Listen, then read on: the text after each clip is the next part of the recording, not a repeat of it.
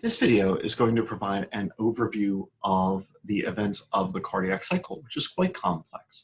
Obviously, as I go through the videos in this playlist, each video goes through this a little more slowly with more details. And so obviously you could choose any of the individual videos as well.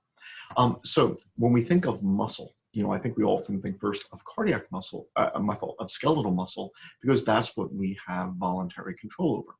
And, I tell my students, if you're at an anatomy and physiology party, you're often not afraid that your arms will suddenly start flailing about, unless that's what your brain tells the muscles to do, because arm muscles don't do this unless the brain tells them to.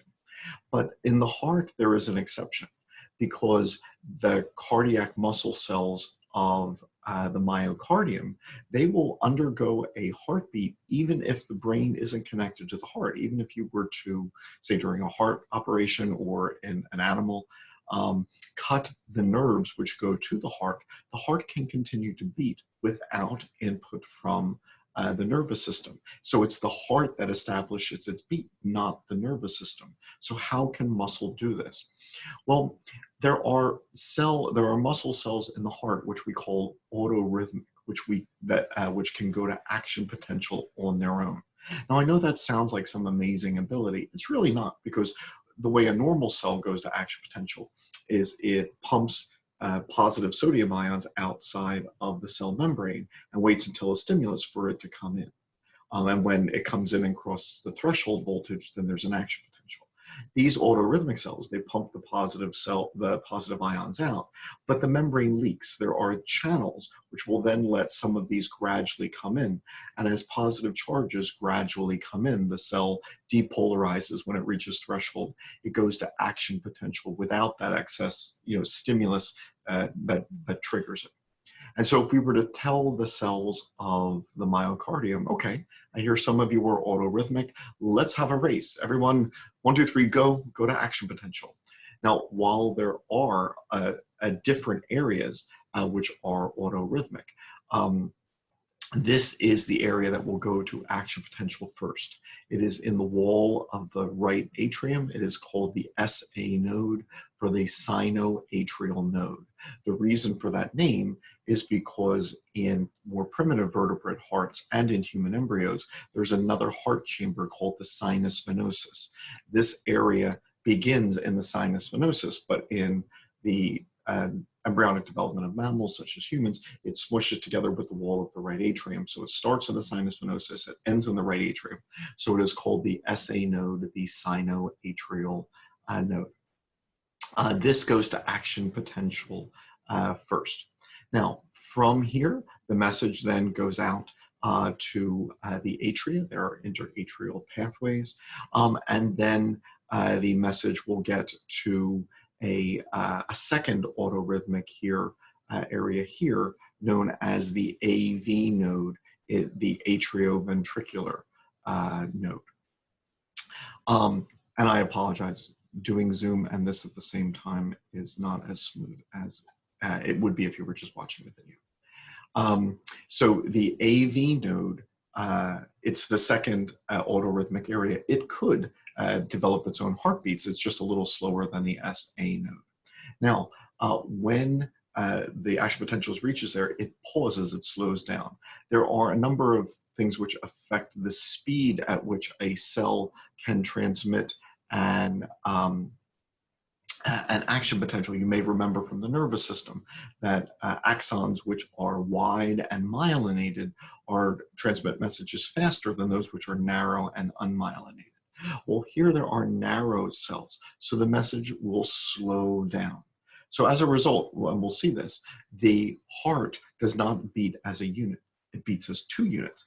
Atria, then ventricles, because the SA node fires, the message gets to the atria know a new heartbeat has begun, but the ventricles do not, because the message is slowed here. Then from the AV node, the message will then go in through fibers which pass through the interventricular septum. Some of them are obscured in this right ventricle, but we'll see it a little better in the next, in an upcoming video. So from the AV node, there is an AV bundle going through the interventricular septum. That splits into left and right bundle branches. So there's an AV bundle, there's right and left bundle branches, and then there are PURKINJE fibers, also known as conduction myofibers, which will then spread the message out through the myocardium of the ventricles. All of these areas are autorhythmic. They will go to action potential on their own. And once the SA node fires, the other ones follow the SA node's lead, and thus the message that a new heartbeat has begun is spread throughout the myocardium of the atria and then the ventricles. If the SA node were damaged, say in a heart attack, the AV node would then take over as the primary pacemaker. If the SA node and AV node were both damaged, then the AV bundle would take over as the primary pacemaker. But each time the number of beats per minute would decrease. And so if there was damage in a heart attack to this area here, then an artificial pacemaker would be recommended so that it could then simulate the activity of the SA node, because the AV node and then certainly the AV bundle would not be able to, they could generate heartbeats, but just not enough to maintain life. There is the possibility that another area, so all of these areas in yellow, they are the autorhythmic areas. They develop from specialized muscle cells during embryonic development. There is the possibility that another area then develops an autorhythmic potential, say over here. Now, it's not supposed to be yellow and autorhythmic, but if it did, it would be what's known as an ectopic focus of a heartbeat. And so someone might go to the hospital with a heart rate of like 170, and you ask, is the SA node telling you to have 170 heartbeats per minute? The answer is no, but there's another area, an ectopic focus of a heartbeat, which is causing additional heartbeats. And then this area would then have to be destroyed. And so together, these autorhythmic areas that go to action potential on their own, they represent what's called the intrinsic conduction system of the heart. Now, once we start talking about electricity, it's important to recognize this is not some mystical force. No one is saying, trust me, there's electrical activity in the heart. No, we can measure it, because if we had an electrical lead, then there would be a baseline. So there would be no electrical changes. But then all of a sudden, we would see a blip. Right? So we would see a blip, a change from baseline. We'll call it the P wave. And then after this blip, we would then return to baseline. I'll do the next one. We would then return to baseline for a bit, and then we would see another blip from baseline. This one's a little more complex. It would go down briefly and then up and then down, and that would then be known as the QRS complex. So here we would see a blip from baseline. That would be the P wave. We would then go back to baseline. So this would be known as the QRS complex. Down for Q, up for R, down for S. We would then go back to baseline, and then we would see another blip called the T wave. And so this baseline represents a time period where there's no new electrical changes of the heart. But in every cardiac cycle, we would see 3 changes from that. So you'd see a blip here, this more complex blip here, and a blip here. We could name them: the P wave, the QRS complex, the T wave. And then we could then also use that as reference points. So we could call this the PQ interval, from the beginning of P to Q. We could call this the ST segment in between S and T. We could develop a few others as well. So if we wanted to have a QT interval from Q to T, we could. And so there's a syndrome which someone might be affected by it, might affect their medications. There are genes which cause this, called the long QT syndrome. If an ECG machine isn't very delicate, then you wouldn't necessarily see a separate Q. It would just go straight up for R. And so some people prefer to use the term PR interval instead of PQ if you're not actually measuring a Q. So there are electrical changes during the cardiac cycle. And if you look here, there's 1, 2, 3 periods of this change. Now, this then poses a problem. How do we explain these 3 events? Let me just remind you of a video from from the last overview. Because muscle has 2 electrical changes when it goes through a contraction cycle. It depolarizes, then it repolarizes. That's 2 electrical events. Now, cardiac muscle, these 2 are separated. We remember there's that plateau. And so if we were watching this cardiac muscle, you should then see 2 separate electrical events where the muscle depolarizes, then as sodium ions come rushing in and the membrane potential goes from the negative zone up into a positive region, and this depolarization, that is in a period of electrical change. And then at the end of the plateau, then the electrical potential will change as potassium ions go rushing out. And as positive ions go rushing out, then the membrane potential becomes negative again. So when this cardiac muscle cell undergoes a contraction cycle, we should see 2 periods of electrical change, a depolarization and a repolarization. Now, because of the gap junctions and the way that messages are distributed throughout the atria and then the ventricles, the muscle cells of the atria will contract in unison. The muscles of the ventricles will contract in unison. And so not only is this cell having a depolarization at a specific moment, the rest of the atria then would as well. Now, once again, this then is a problem simply because now I've just explained 2 electrical changes, a depolarization and a repolarization. So if in an ECG we saw 2 moments of electrical change, we could explain that. One is depolarization, one is repolarization. If we saw 4, we could explain that, because you could have the depolarization of the atria, the repolarization of the atria, the depolarization of the ventricles, the repolarization of the ventricles. So we could explain 2, we could explain 4, but we have 3.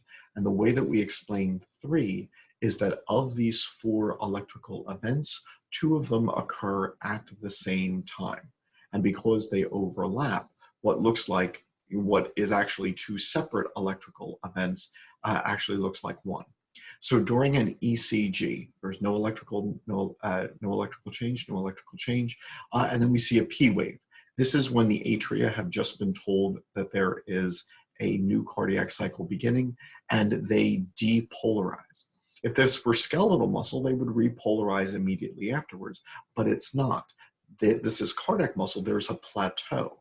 So remember that the depolarization is then prolonged because calcium ions are coming in, the potassium gates delay in opening, and so we have a depolarization, then a plateau, right, where there's no new electrical activity, and then no plateau lasts forever, so then we have a repolarization. So when we look at the ECG, there's a period where the atria depolarize, an area where they repolarize, and then a plateau where there's no new electrical events, which separates that. There is a period where the ventricles depolarize, where the cell membranes have positive sodium rushing in, and there is a period where the ventricles repolarize, separated by a period where there's no new electrical events because this is occurring during that plateau period. So once again, because the myocardium of the ventricles is composed of cardiac muscle, we depolarize, we then have that plateau, and then we repolarize. So there are 4 electrical events. The atria depolarize, the atria repolarize, the ventricles depolarize, the ventricles repolarize. But 2 of the electrical events actually occur at the same time. So the QRS complex, this occurs when both the atria repolarize and the ventricles depolarize. So 2 electrical events happen at the same time, which is why we only see 3 blips from the baseline. And so atrial depolarization, atrial repolarization, and ventricular depolarization occur at the same time. Ventricular repolarization occurs last. Once again, because the AV node slows that message down, then the atria get the message first. So you see that the atria are active in the first half of the cardiac cycle, the ventricles in the second half. In my classes, one of the things I joke about is that A, I would like them to learn stuff, but B, if I fail in that task, and I have, trust me, that at least they could sound as if they've learned stuff. So if they have, say, a blind date or a job interview coming up, that they could use some big words, and, make them, even if they don't understand it, impress everyone around them. So part of my job in each class is to give them big words so that even if they don't learn stuff, they can sound as if they learn stuff. And so then the big words of today are systole and diastole. Do we need these big words? No, because systole means contraction and diastole means relaxation. So those contraction and relaxation, already adequate. But then I joke, it's like, but the students in AMP1, they know those words. We want to sound so much smarter than AMP1 students. And so we're going to, instead of using the word contraction, we'll use the word systole. Instead of using the word relaxation, we'll use the word diastole. We'll sound so much smarter. So we could then ask, in this cardiac cycle, when are the atria contracting? When are the atria in systole? Now, if this were fast twitch skeletal muscle, it's over in 1,000th of a second. All right, fast twitch means fast twitch. But this isn't. This is cardiac muscle, which lasts 1/4 of a second, 250 times longer. So when we're talking about the systole of cardiac muscle, it's going to last a while. So in the cardiac cycle, when are the atria in systole? When are the atria contracting? And then the answer is from partway through the P wave to partway through the QRS complex. Why not at the beginning of the P wave? Why partway through the P wave? Well, if you were to remember things you might have learned in, say, an Anatomy and Physiology 1 class, when does muscle contract? All right, and for a lot of A&P students, this brings back warm, happy memories from your A&P 1 class. Well, we know that the action potential, feel free to join along with me as I go through this, has to go over the sarcolemma, through the T-tubules, to the sarcoplasmic reticulum, where calcium is released. Calcium binds to troponin. This moves tropomyosin out of the way. And only then can myosin heads attach to actin and to pivot. So having an electrical event on the cell membrane is not the same as myosin pulling on actin and having the muscle contract. There are events that have to happen in between. Action potential goes over the sarcolemma, through the T-tubules to the SR, where calcium is released, binds to troponin, moves tropomyosin out of the way. That takes a little bit of time. How much time? This bit of time. And so there's a slight gap in between when the electrical depolarization happens at the cell membrane and when the muscle cell actually starts to shorten. And so, for example, on my exams, if I ask you when are the atria in systole, the answer that I'm looking for is partway through the P wave to partway through the QRS complex. Once again, if you remember how cardiac muscle works, we said there's that plateau, which is prolonged, but then also because the depolarization is prolonged, the contraction is prolonged. So skeletal muscle doesn't contract for this long. This cardiac muscle has this prolonged systole. But then the atria repolarize and then they're done, all right? And notice that they repolarize in the QRS complex. But the ventricles then depolarize as well. Now the atria are small chambers, and when you look at the QRS complex, it looks so big.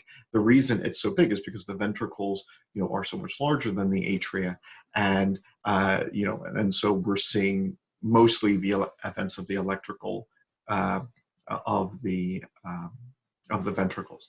If you're wondering, why does it go down and then go up and then go down? What explains that? And the answer is, don't worry about it. And the reason for that is that if we were to measure the electrical activity of the heart in measuring an ECG, it's like taking a photograph, but just of electrical activity.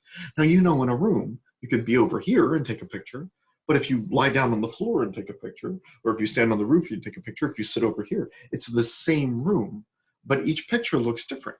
All right. And so therefore, when you get a picture of the electrical activity of the heart, you can have these leads for the ECGs on your wrists and on your ankles, but you can have chest leads, and you can ask, what picture am I taking from this lead or from this lead or between these two leads, et cetera. Each picture would look different. And so, just like, if you were taking pictures, this angle might give you a good view of this feature, whereas this angle gives you a good view of this feature. So you can have different normal ECG tracings depending on which lead you're using. So this is a nice standard lead, but you don't have to get married to this one simply because, if you had reason to suspect a certain type of, damage after a heart attack, you might be using one of the chest leads instead. And, it could look different. Also, we remember that the heart is not symmetrical. Most of it is ventricles, and most of the ventricles are to the left of the midline. So that's going to throw this off. So why this looks like this, it just does. That's, I guess, the long answer to that. So when are the ventricles in systole? They depolarize in the QRS complex. They repolarize in the T wave. And because this is cardiac muscle, the depolarization is prolonged in this plateau, and the contraction is prolonged, the systole is prolonged. So the ventricles are then in systole from partway through the QRS complex to partway through the T wave. Okay, now, before we get into other topics, the cardiac cycle is quite complex. Let's kind of put all of this together. So here we have the heart. And as we begin a new cardiac cycle, there are no new electrical events. So no new electrical events, no new electrical events. And then all of a sudden, there is electrical activity when the SA node fires. So this is the primary pacemaker of all of the autorhythmic areas that you see in yellow.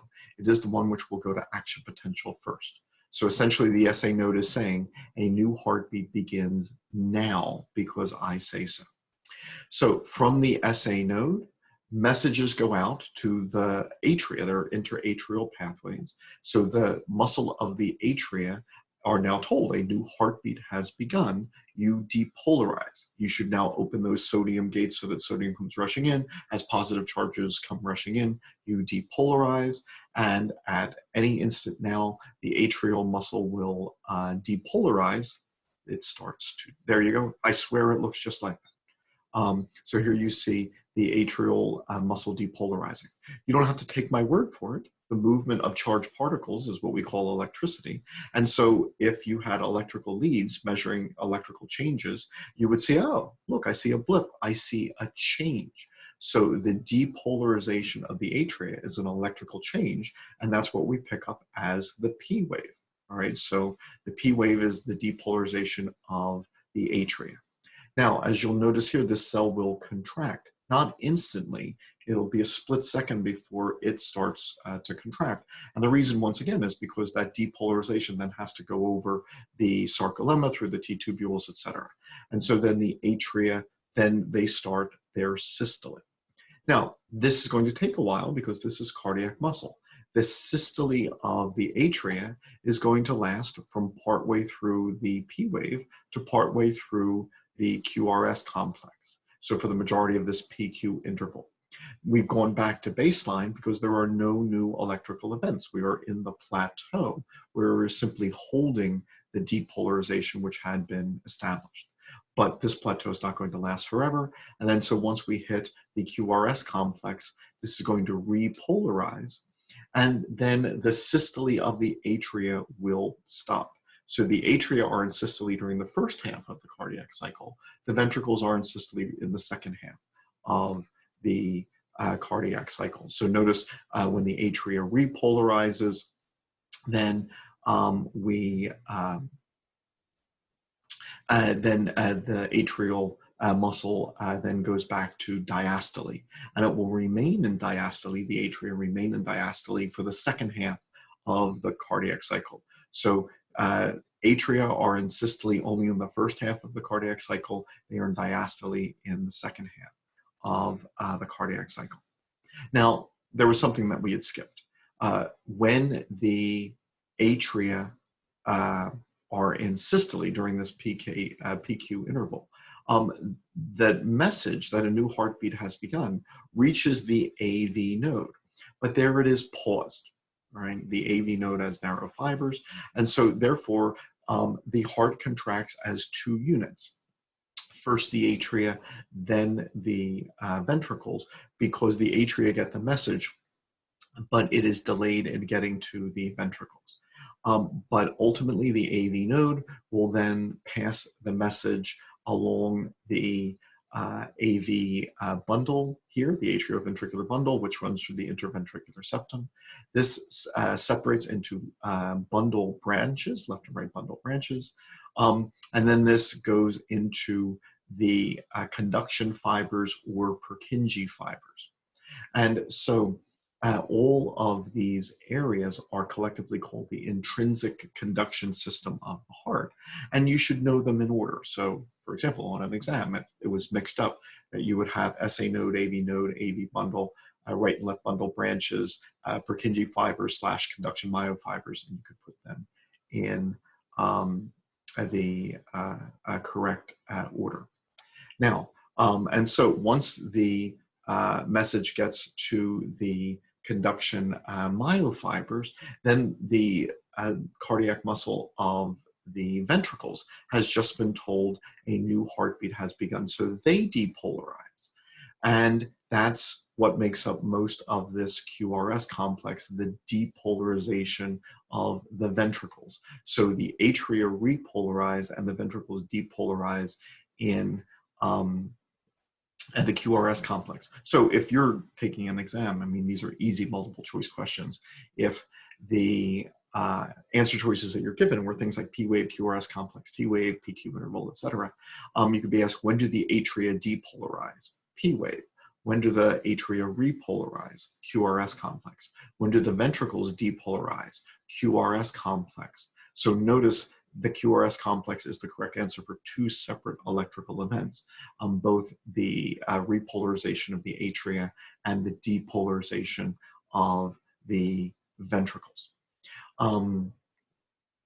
Okay, and so then the ventricles depolarize, and a split second later, they start their systole. Once again, a split second later, because, you know, electrical messages have to go over the sarcolemma through the T2-buboles, etc. And then this ventricular muscle will then undergo systole. See, it starts to contract. And this systole lasts for 1/4 of a second, because this is cardiac muscle, not skeletal muscle. So ventricular systole lasts from partway through the QRS complex to partway through the T wave. So the ventricles are in systole in the second half of the cardiac cycle, while the atrial muscle fibers are in systole in the first half of the cardiac cycle. No plateau lasts forever, and so here we are in the T wave, and the ventricles then repolarize. This will end the period of ventricular systole, and now the ventricles go into diastole.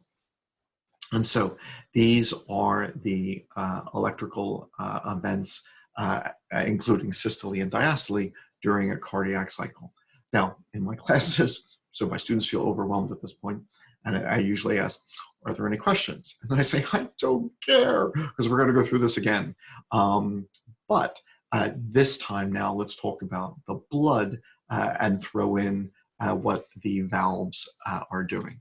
And so I think this is a good strategy as you go through the cardiac cycle. It's complicated because there's so many things going on. You have to worry about the electrical events, the systole, diastole, what the blood is doing, what the valves are doing, etc. So maybe you want to go through it a couple of different times, and then each time add another component. Like, let's just worry about the electrical events first, and now let's talk about the valves. All right, so let's now start talking about blood and valves. So one cardiac cycle ends, and we're going to begin another one. Now, in the previous cardiac cycle, as it was going through the second half, like the ST segment, blood was coming into the atria. So the superior and inferior vena cava were emptying blood into the right atrium. The pulmonary veins were emptying blood into the left atrium. But because the ventricles were squeezing, the AV valves were closed. And so in the last half of the previous cardiac cycle, the atria then filled. And so now then the previous cardiac cycle ends. But now we have a situation where there's blood in the atria, the ventricles are relatively empty. And so if we were to ask, where is there more pressure? The answer is there is a higher pressure in the atria than there is in the ventricles. And so under these scenarios, the AV valves will open. We want blood to go into the ventricles, and when blood is trying to go the right way, the AV valves will open. And this occurs before the SA node fires. So this is kind of the first event of the new cardiac cycle. The AV valves open, and blood comes rushing into the ventricles. Now this happens rapidly at first because all that blood was just sitting there. Then it will happen slowly, so it starts to trickle in and more slowly. Finally, and we'll see this in a video coming up, and then finally, when the atria undergo their systole, essentially what they're saying is there's still a little blood left in the atria. Let's squeeze and get all of the blood into the ventricles. Now, that atrial systole, it only introduces like a smaller percentage of the ventricular volume. And so if someone was suffering from atrial standstill, that their atria don't squeeze at all, that's clearly not good. But it's not fatal simply because the ventricles are actually mostly full before the atria undergo their systole. So most of the blood that makes up the ventricular volume comes in shortly after the AV valves open. So then we get to the point where the QRS complex occurs, the atria stop squeezing, they repolarize, and then the ventricles will start squeezing partway through the QRS complex. And when they start squeezing, this blood, blood's just a liquid. It's just going to go where it's pushed. It's going to go from an area of high pressure to low. Here's the high pressure. So this blood wants to go to this big empty atrium, but that's the wrong way. And that's why we have heart valves, to stop blood from going the wrong way. And so when blood tries to go the wrong way, it catches those cusps and pushes them closed. They close in this position because these chordae tendinity stop them from going any further. And so the valves close in the AV valves close in the QRS complex when the ventricles have the high pressure, it pushes them closed. Now let's just review the semilunar valves, and then we'll put it all together with the cardiac cycle. A new cardiac cycle begins with the semilunar valves being closed, and they stay closed because in the first half of the cardiac cycle, the ventricles are relaxed. So there's low pressure in the ventricles, and there's more pressure in the aorta and the pulmonary trunk. But once the ventricles start to squeeze, starting at the end of the QRS complex, not only will this close the AV valves, But now you have blood just trying to get out of the ventricles where it is being squeezed. And as the ventricles squeeze and squeeze and squeeze and squeeze, at some point the pressure in the ventricle now exceeds the pressure in the vessels leading from the ventricles. And at that point, when there's a high pressure here and a lower pressure there, then that then is sufficient to open the semilunar valves, and now blood can be ejected. So when we open the semilunar valves, now blood can be ejected from the ventricles. This happens at the end of the QRS complex, and then will continue throughout the ST segment. Now, the ventricles aren't going to squeeze forever, and so by the end of as we get into the T wave, the ventricles are emptier. They stop squeezing because they're repolarizing. And now we have this area of low pressure in the ventricles, a much higher pressure in the vessels which lead from the ventricles. And so this then is not the scenario that we want, because now blood, just being a liquid, wants to go from an area of high pressure to low. So the blood wants to come back into the ventricles. And that's why we have semilunar valves, to stop blood from going the wrong way. At the end of the cardiac cycle, blood would go the wrong way back into the ventricles, but we stop it because now the semilunar valves close. And so now this blood has no choice but to go to the lungs and back. This blood has no choice but to go to the body's systems and back. Okay. Now, obviously, all of this can be put together along with heart sounds, and then I'll mention a few other things like cardiac volume. When a new cardiac cycle begins, there are no electrical events.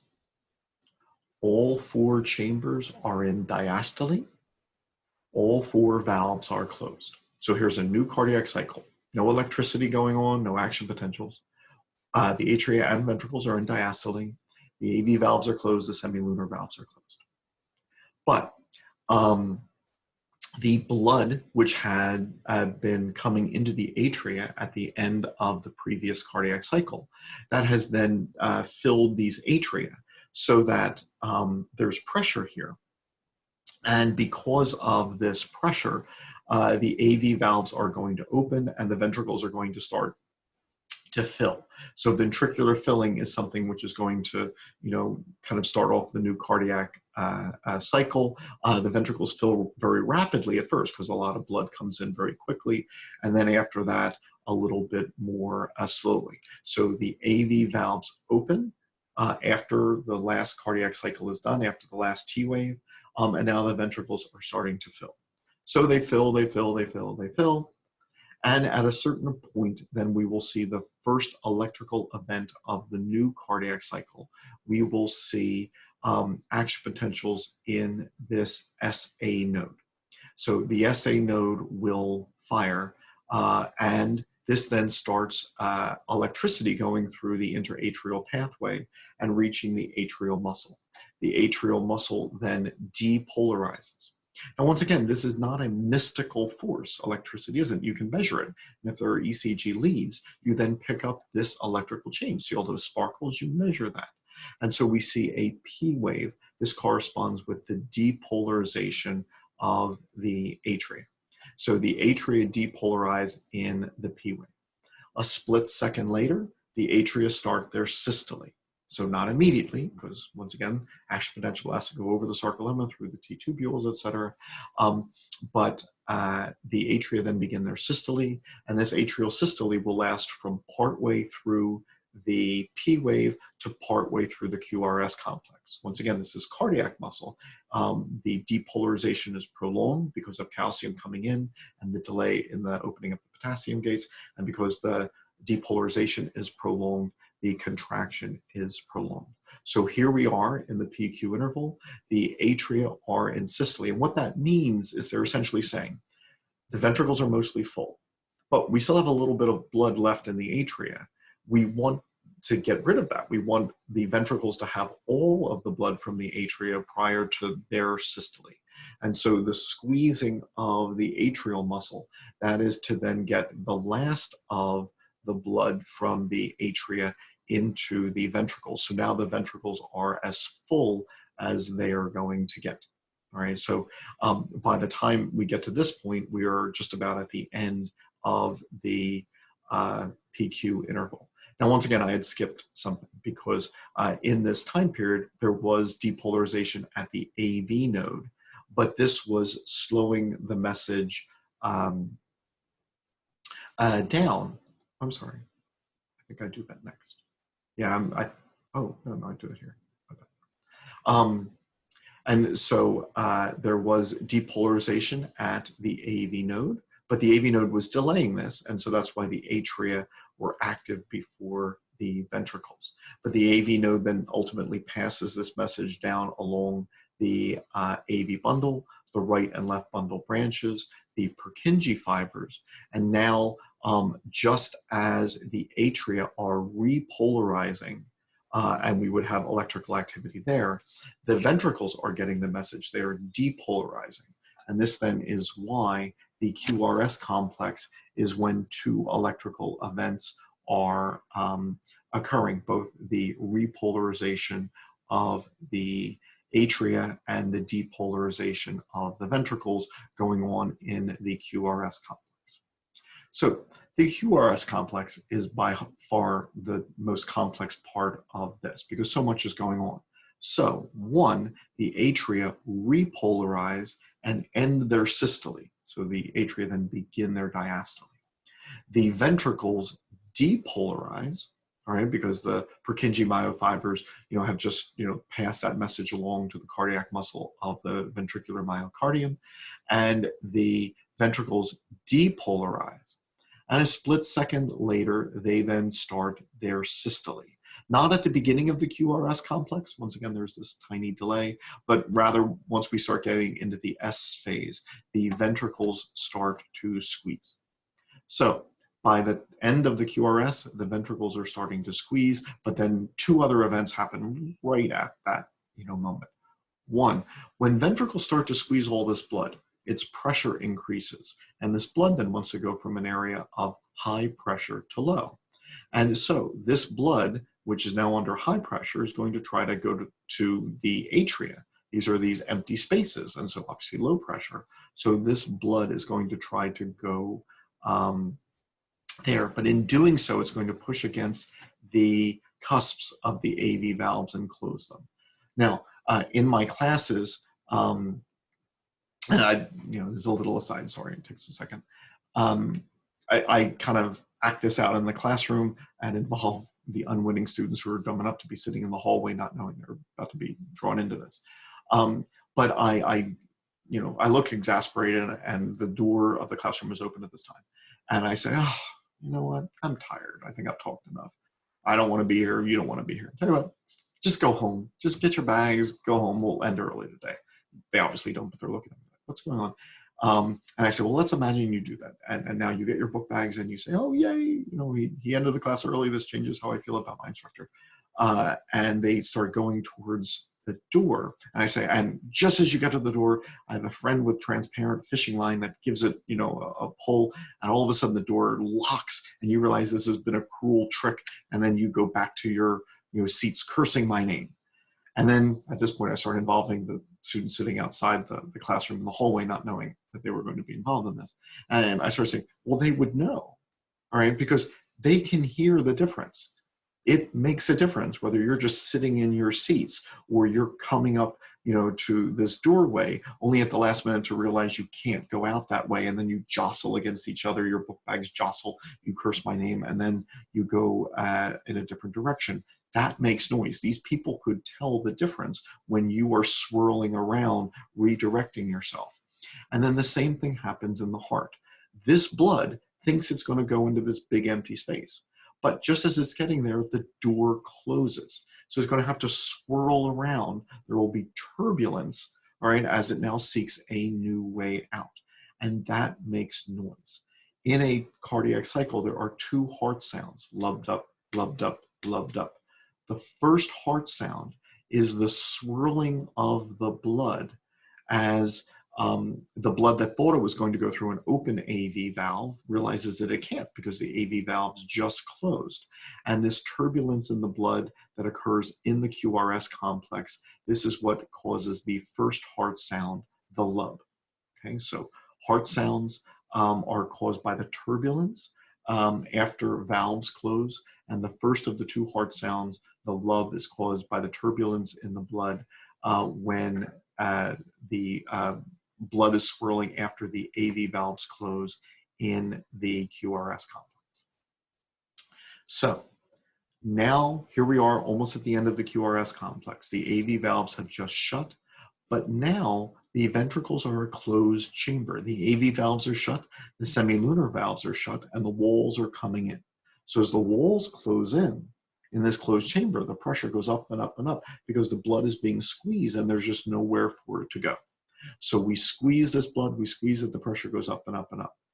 Now, the semilunar valves will open, but only when the pressure in the ventricles is higher than the pressure in the vessels. So the pressure in the left ventricle has to be higher than the pressure in the aorta, and the pressure in the pulmonary trunk has to, the pressure in the right ventricle has to be higher than the pressure in the pulmonary trunk. And as we squeeze and squeeze and squeeze and squeeze, we get to that point. So at the point, just at the end of S, we now have a higher pressure in the ventricles than in the vessels which lead from the ventricles. At that moment, then the semilunar valves open. So valves open when blood is trying to go the right way. When the pressure in the ventricles is higher than the pressure in the vessels, the semilunar valves open, and now we can start to eject blood. So the QRS complex, it's complicated. The atria depolarize, my fault, the atria repolarize and they start their diastole. The ventricles depolarize and start their systole. The AV valves shut and we get the first heart sound, and then the semilunar valves open. So a whole lot of stuff happens in the QRS complex. Then we go into the ST segment and nothing's happening, right? Because we're just continuing that. So this is cardiac muscle. So the systole is going to last a while, a quarter of a second. There are no new electrical events. We're just in the plateau. The ventricle muscle is just squeezing and squeezing and squeezing and squeezing.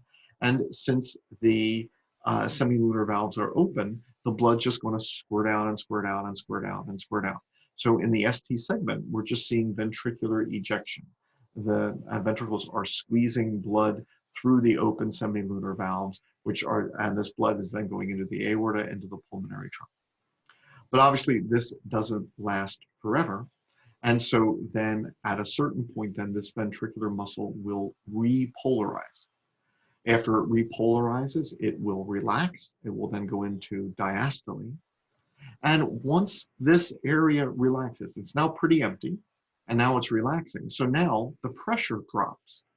And as we have low pressure here, this area has a very high pressure because we've just taken all of this blood and squirted it into these narrow arteries.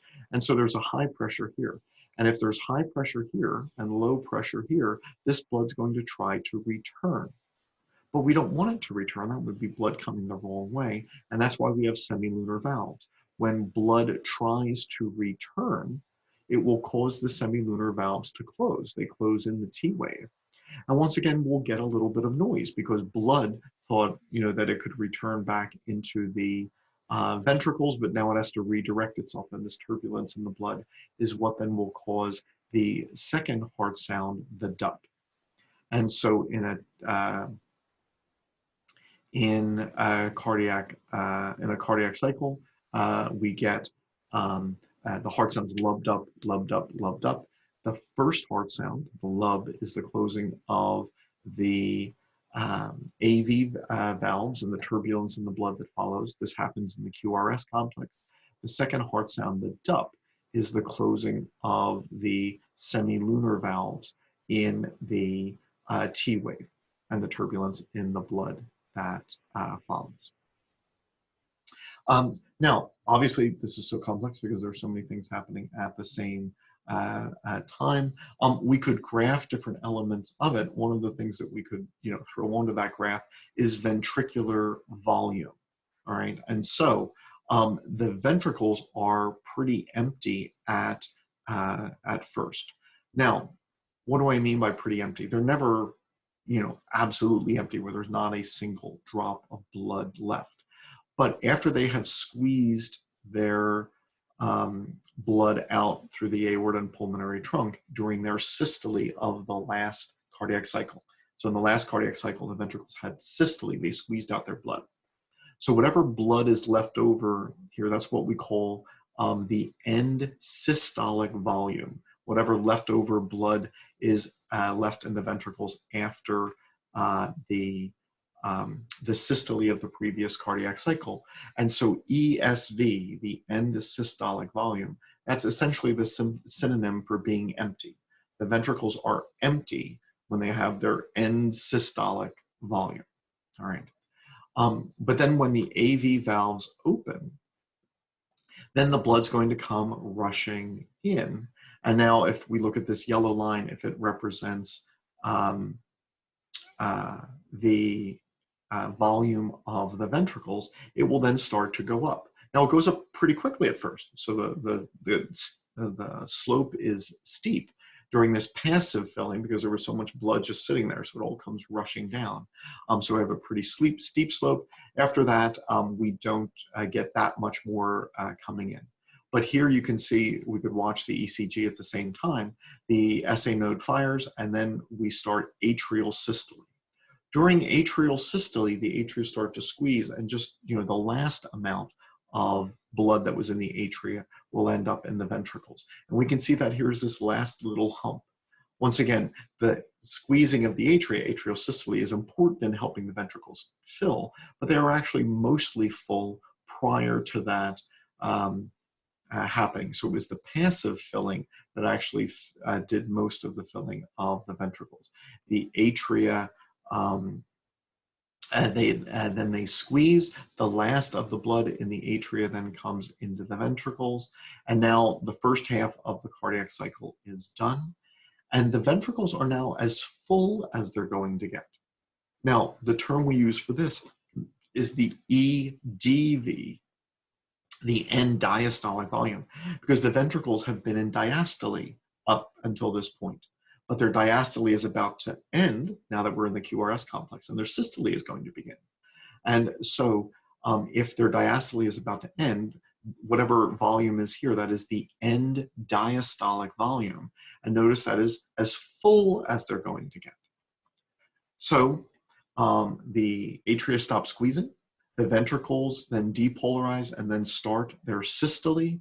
And once the semilunar valves open, blood is ejected from the ventricles. And now we'll see this volume drop. As ventricles eject blood from them, this volume drops, and then we will then go back to the ESV. So over a cardiac cycle, the volume of the ventricles changes from what the low point is when the ventricles are done their systole. So their end systolic volume essentially means empty. When the ventricles fill, all right, at rest during diastole, their volume increases until we get to their end diastolic volume. This is as full as they get when the atria are done squeezing. And then once the ventricular ejection starts, then we eject blood and we return to the end systolic volume. Okay. One last thing on ECGs. It is not only exciting, for example, if students were to then measure their ECGs, that you could then see, oh, look, a P wave, a QRS, a T wave, just like the textbook said, my heart works. I mean, that's always fun. But then also the reason that it is done is because it wasn't that long ago in the history of medicine that the words exploratory surgery were much more common. Because if someone came to their physician and said, my head hurts, my stomach hurts, I mean, you could feel the head and you could say, oh, let me feel here. And like, I don't see anything out of the ordinary. All right, well, what else could I do? Well, come in Tuesday, I'll cut you open, I'll poke around, I'll see what I see. All right, I mean, so up until recently, there wasn't much of a way to understand what was going on in a patient's body without cutting them open and looking. But obviously that's not the preferred way of getting information. But ECGs are wonderful because if you simply attach little leads to your wrists, your ankles, maybe to your chest, you're getting this electrical message now. And while a normal ECG might look like this, now you might see, oh, look, here we have an enlarged P wave. The enlarged P wave, that might mean that your atria are, for some reason larger than what we're expecting. Now, maybe that's because of, say, you're extremely athletic, but it could also be like a narrow valve, or it could be a number of other heart problems. That's something I wouldn't have otherwise known. This is the normal length of the PQ interval. And here I notice that it's longer. Look at this PQ interval. It's longer than it should be. What that can indicate is that you've had heart attacks in your past, and scar tissue is interfering with the passage of the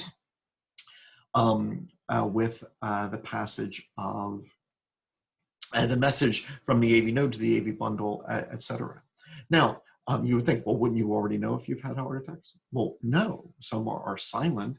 Some can occur when you sleep. And so you don't necessarily know if you've already had a heart attack, but you would like to. All right, if this is something you're beginning to have, trouble, you want to know this, and you can take preventative actions before you have a serious heart attack. And so a lengthened PQ interval could be a sign that you have a problem. So let's start taking steps to address this. Sometimes you can have a heart block where you can have a P wave, QRS, T wave, P wave, QRS, T wave, P wave, P wave, P wave, QRS, T wave. And what happens is, once again, there's scar tissue, and not every message that the SA node starts ends up going to the ventricles. And so you'll, some do and then some don't. But once again, this is a problem, but it's a sign that you've already had heart attacks and we have to deal with this. Sometimes the PQ interval is so long that you can actually then get what's called a U wave. So if you remember, I had said that there are 4 electrical events: atria depolarized, atria repolarized, ventricles depolarized, ventricles repolarized. But 2 occur at the same time. But if you slow the ventricles down, you could actually get the repolarization of the atria occurring as a separate event from the depolarization of ventricles. So there are 4 electrical events, and now you could actually see 4. Depolarization of the atria, repolarization of the atria, depolarization of the ventricles, repolarization of the ventricles. So you could actually see them as 4 separate events. Once again, indicative, maybe you've had previous heart attacks and there's scar tissue there. Now, as I said, if you've had a heart attack, you'd want to know that. And if you're having a heart attack, you'd want to know that too. Once again, you might think, well, wouldn't you know? No. So for example, let's say that I swallow food and it gets stuck, that the esophageal sphincter doesn't open and this food doesn't empty into my stomach. Well, now my chest hurts, and very often I might call 911 and say I'm having a heart attack, and then it turns out I'm not having a heart attack, I just have food stuck, at my esophageal sphincter. And some heart attacks are milder and aren't associated with the chest pain. And so some people who think they're having heart attacks aren't, and some people who are having heart attacks don't think that they are. So obviously you would want a good measure for that. And one of the things that is if you have an enlarged R wave. All right, and so if your R wave was enlarged, then that could say, oh, that's a heart attack. If you were on a heart monitor, that could, then maybe signal nurses to come into the room. Or if this is happening in your own, bedroom, you could then, your physician looks over this and says, oh, look, at 3 a.m. last night, this is what happens to you. Otherwise, you wouldn't have known because you were asleep. So an enlarged R wave could indicate a heart attack. Notice where the ST segment is here, and notice here it is elevated. An elevated ST segment, that can mean a severe heart attack. This is a major one. So once again, if someone's having a heart attack, you'd want to know, you'd want to be able to identify that, because obviously you act differently with a patient who's having a heart attack than you do when you don't. And so here you have an ECG. This little, all you did was attach leads to their elbows, to their wrists and ankles, and you have that information. There are many other things. This could look very odd if you had premature ventricular contractions, PVCs. So there's a number of other things here. This isn't the entire list of abnormalities. This last one I think is extremely important because obviously you not only want to know if you're having a heart attack, you also want to know if one is imminent, that you're not having it now, but it could happen at any moment. And a key sign here is a depressed T wave, where the T wave isn't as big as it often is. I mean, heck, sometimes even the T wave looks like it's upside down. And when you have a depressed T wave, that means your ventricles aren't getting the oxygen that they should, maybe because you have lipid plaques, which have narrowed the lumen of the blood vessels. And so this depressed T wave is very valuable. And so, for example, here's a scenario where, let's say someone's going to have an elective surgery. They say, oh, let's do an ECG. And then they see this and they say, oh, okay, you're not having the surgery that we had planned. You're having, a stent put in. You're having, a bypass. You're having, something to correct, this because, in another day, week, couple of weeks, I mean, you could have had, a life-ending, heart attack, but, we're so fortunate that we saw this sign. And so ECGs are so very valuable because, once again, it's not exploratory surgery. You don't have to cut open the chest and look at the heart to see stuff. All right, you can just attach little leads to the wrists and ankles, and now you've learned about the presence of scar tissue, whether a heart attack is occurring, etc. And so this chapter on the heart, it goes through the heart anatomy, and it goes to the cardiac cycle. Then there's one more topic next on cardiac output. The cardiac cycle, it has taken me so long to go through the steps. Obviously, you can go into it in greater detail. But then think this happens 75 times a minute in our bodies if you have an average heart rate. If you're athletic, maybe 60 times. So at least once a second, all of this occurs. It's taken an hour to talk about, but all of these events are occurring in each cardiac cycle about once a second in your body.